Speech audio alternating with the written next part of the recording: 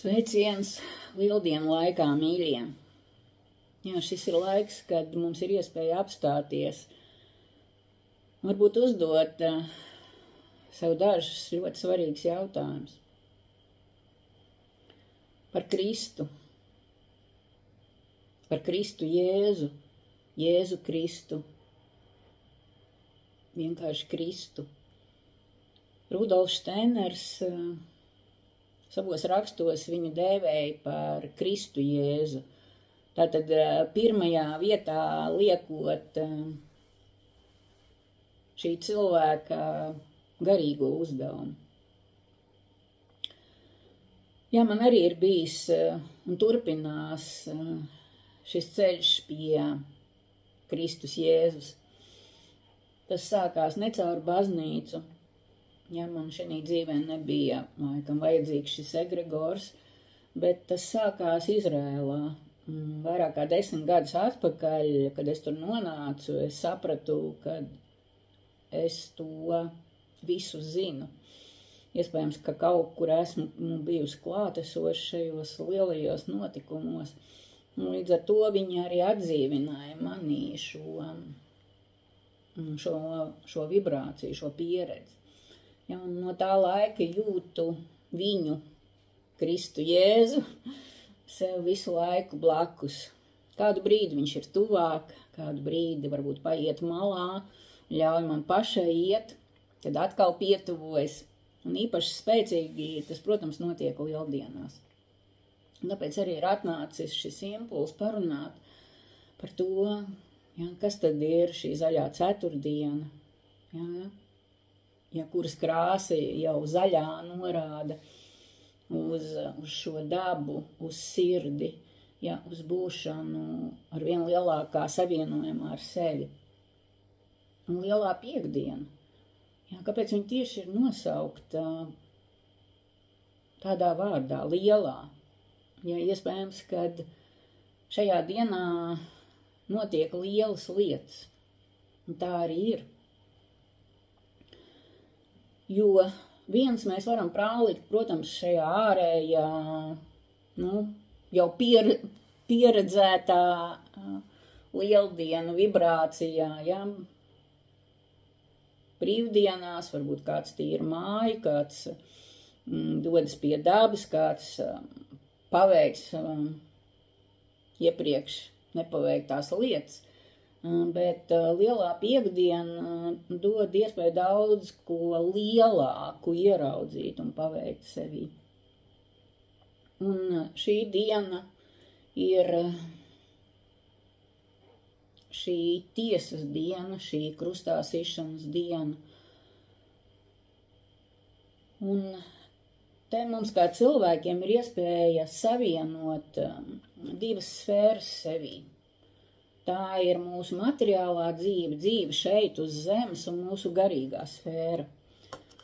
Un Kristus Jēzus, Jēzus Kristus, ir arī attēlots šādā ikonā.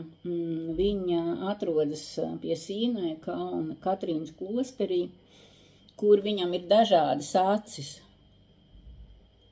Un tas arī ir stāsts gan par Kristu Jēzu, gan par mums. Ja, jo viena ir tā mūsu materiālā pasaule, kurā mēs dzīvojam, un otra ir garīgā pasaule. Un mums ir jāskatās uz abām vienlaicīgi, un lai mēs skatītos vienlaicīgi uz abām, viņām ir jābūt savstarpēji saharmonizētām.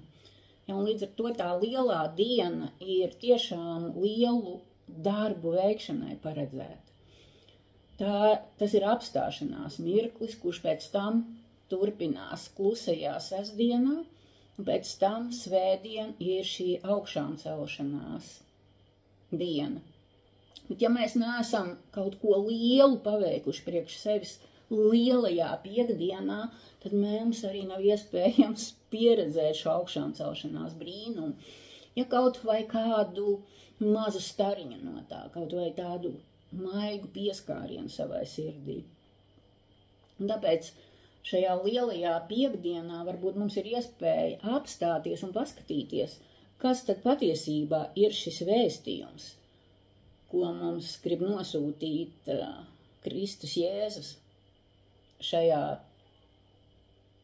dienā, kas patiesībā izmainīja visu pasauli. Un izejot cauri šīm ciešanu ceļām, ja, katram varbūt no mums ir kaut kāda pieredze, vai lasot, vai redzot gleznas par šo ciešanu ceļu. Ja es pati esmu vairāk kārt bijusi Jeruzalēmā un izgājusi šo krusta ceļu ar visām šīm pieturām, cik varot sajūtot šo pieredzi. Un es vienmēr jūtu, kad ar viņu vienmēr gāja kopā eņģeļi. Viņš nekad nebija viens. Ja mēs redzam to ārējo, ja, šīs asinis, šīs sāpes, šo arī nodevību, bet aiz tā viss ir daudz kas lielāks. Mums ir jāpaskatās uz šo krustā sišanu kā pašiem uz sevi, jo tā ir viņa vēsts.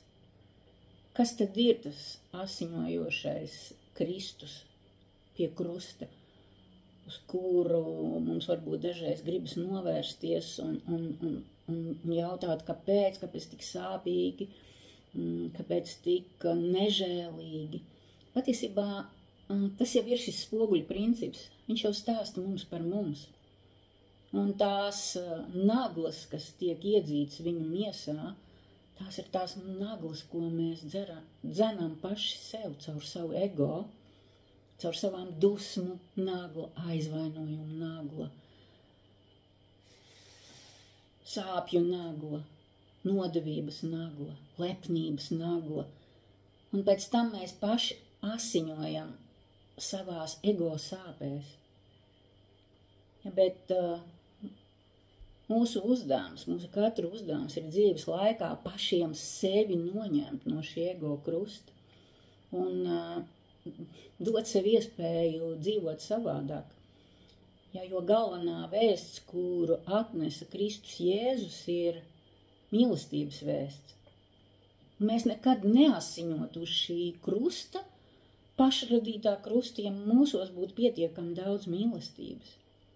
Bet mums vienmēr tiek dot iespēja. Caur mīlestību mēs varam izņemt šīs savas sāpīgās naglas un varbūt pārstāt iet šo apburto loku no vienām sāpēm uz otrām.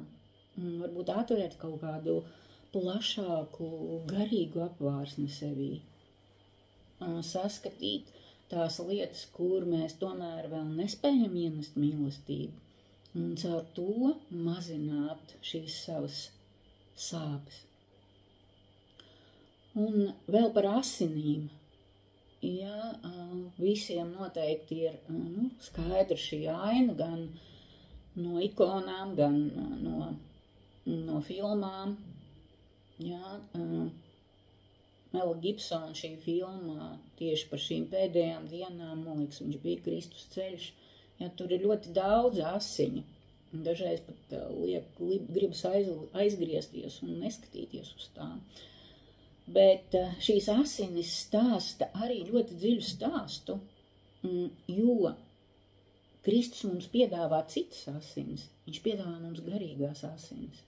Bet, lai mēs ar tām varētu piepildīties, mums ir jānolaiž tās savas vecās asinis.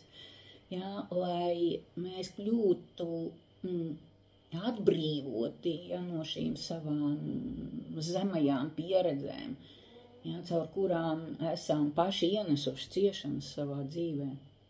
Un tādā veidā augšām celties. Tā kā piekdiena ir diena, lai pārdomātu, ko es esmu gatavs, kuru naglu no sava ķermeņa es esmu gatavs izņemt. Sestdiena ir klusā diena, tiešām pavadīt kopā ar sevi, ar ģimeni, ar bērniem, ar tādu dziļu klusu pietāti pašam pret savu ceļu. Un atvērt arī šīs durvis, kad es daudz ko varu redzēt savādāk, dzirdēt savādāk, domāt savādāk, zināt savādāk. Un tad ir šī augšām celšanās iespēja, un tā ir svētdiena.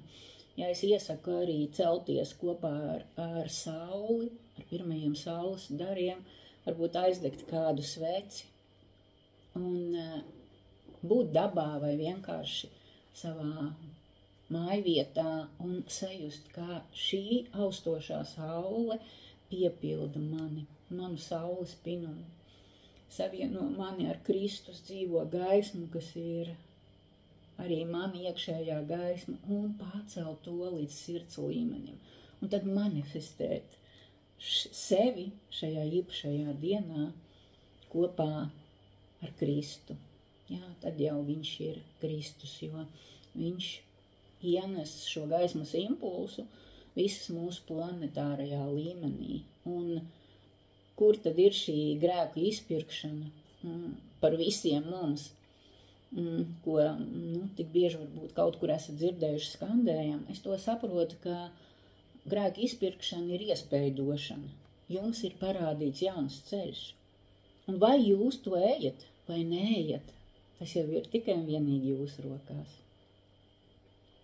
Un šo tēmu es turpināšu arī nodarbību ciklā Kristus dzīvā gaisma, kas sāksies 11. aprīlī. Mēs tiksimies 7 reizes, gan klātienē, gan online. Būs arī nodarbība ieraksti un meditācijas. Tā kā sajūtiet, ja Kristus dzīvā gaisma ir jūsu ceļš, tad nākam kopā. Un gaisma runā, ja šī grāmata jau iznākusi ir kādus vairākus gadus atpakaļ, bet te esmu apkopojusi tieši to, ko esmu saņēmusi no dzīvās Kristus gaismas un no Marijas Magdalēnas. Ko tad šajā īpašajā, lielajā piekdienā mums Kristus grib pateikt? Es atšķiršu.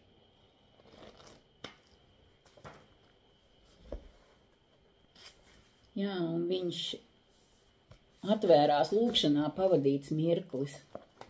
Lūkšanā pavadīts mirklis. Jā, tas nozīmē, jā, lasām zīmes, kad Kristus Jēzus mums dod šo impulsu pavadīt šo dienu pēc iespējas augstākās vibrācijās, klusumā, lūkšanās.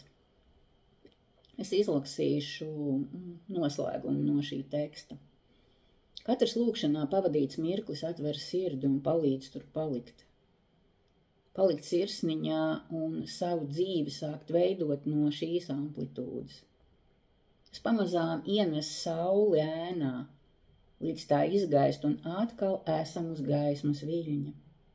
Tagad ir svarīgi uz tā noturēties.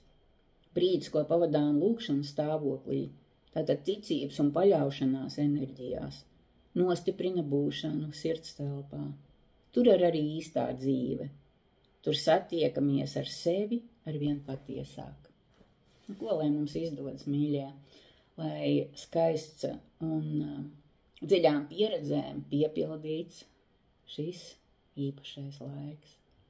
Un šī pieredze jau nekad nebeidzas, kad mēs sakām savu jā vārdu Kristus dzīvajai gaismai, tad tā arvien vairāk sāk piepildīt mūs un mūsu garīgās asinis. Lai top katram pēc augstākā dievišķā plāna.